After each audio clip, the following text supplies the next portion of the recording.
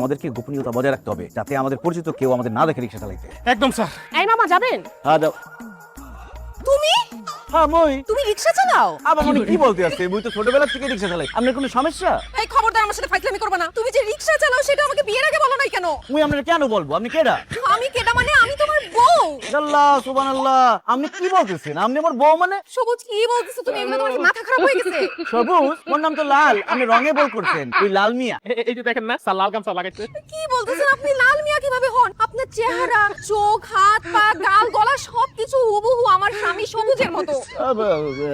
Madam হইছে কি, এই দুনিয়াত এক চেহারা 7 জন মানুষ আছে। এর লিগেই আপনার স্বামীর সাথে মোর চেহারা মিলে গেছে, কিন্তু মুই আপনার স্বামী না। এই আপনি তো শার্ট দেন। ওর খোদা, আপনি কি বলতেছেন? মুই শার্ট খুলমু কিরবিন? কারণ আমার স্বামীর বুকের মধ্যে একটা জন্ম দাগ আছে, কালো দাগ।